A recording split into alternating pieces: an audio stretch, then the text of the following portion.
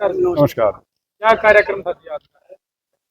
जो एसआईआर की प्रक्रिया चल रही है, जिसमें कल आखिरी दिन है, तो हमारे जितने भी साथी बीएलए हैं, जिन्होंने बड़ी मेहनत की है पिछले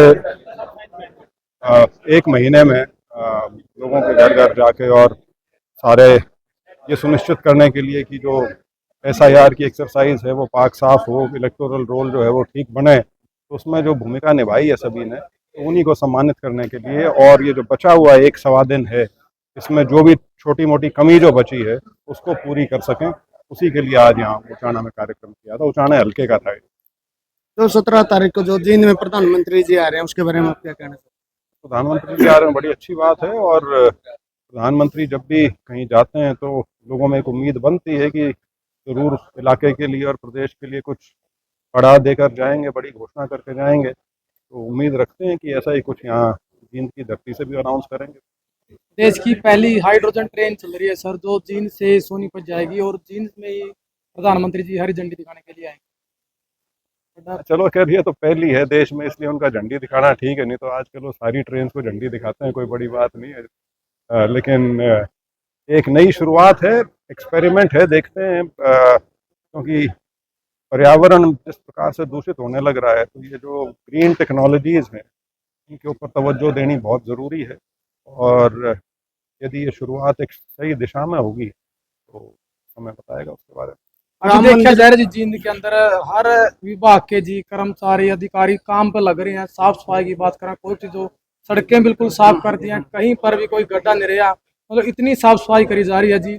अभी सभी महकमों के पास बजट भी है, कर्मचारी भी है, लेकिन इससे पहले देखा जाए तो जी इसका मतलब ये है कि अगर सरकार और उसके अधिकारी कर्मचारी चाहें तो पैसे की कमी की वजह से तो काम नहीं रुक सकते, क्योंकि ऐसा नहीं है कि ये पैसा कहीं और से उतर के आया है, ये उनके बजट में से ही होता है सारा का सारा। लेकिन ठीक है, हमारे यहाँ प्रथा सी बन चुकी है कि कहीं चीफ मिनिस्टर जाए तो वहाँ 2 दिन पहले काम शुरू हो जाते हैं, प्रधानमंत्री आ रहे हैं तो 10 दिन पहले शुरू हो गए। तो इसी बहाने थोड़ा बहुत शहर का उद्धार हो जाए तो अच्छा। क्योंकि लोग भी कह रहे जी कि अगर राउंड लग दे रहा तो कम से कम विकास तो हो जाए जिस जगह भी जाए।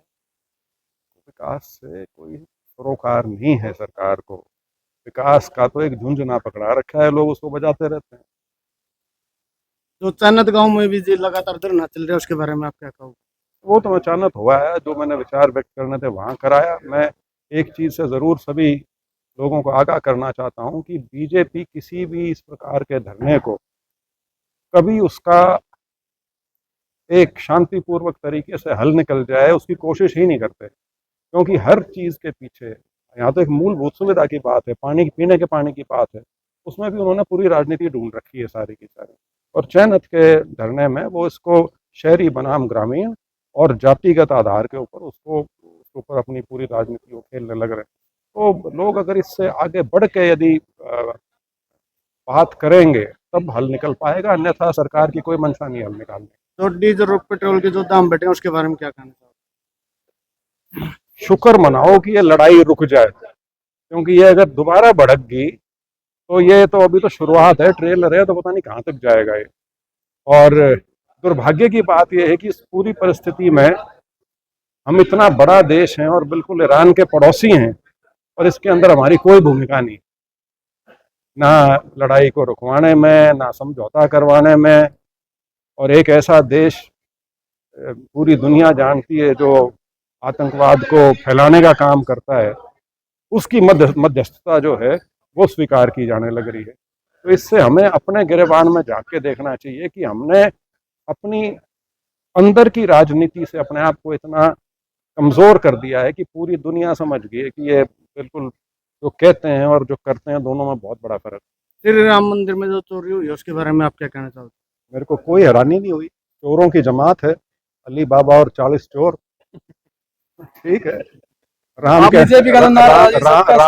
के नाम की वोट ले ली, राम के नाम का चंदा खा लिया, वोट भी खा रहे हैं, चंदा भी खा रहे हैं, तो इसमें हैरानी की बात कौन सी? चलो जी, लास्ट में आप जनता ने क्या लेके पीछे पड़ना जाइए। हाँ जी, हाँ, लास्ट में आप जनता ने क्या संदेश देना चाहोगे? संदेश ये है, ये जो एसआईआर की प्रक्रिया है, वैसे इसके पीछे सरकार की मंशा तो कुछ और है, लेकिन फिर भी हम सबको सजग रहना चाहिए। खासतौर पर राजनीतिक पार्टियां जितनी हैं, उनके जितने भी कार्यकर्ता हैं, वो सुनिश्चित करें कि उनके यहाँ जो नामों में कटौती होने लग रही है उसकी जांच 1, 2, 3 बार ज़रूर करें, ताकि ये पुष्टि हो सके कि जो नाम कट रहे हैं वो ठीक कट रहे हैं।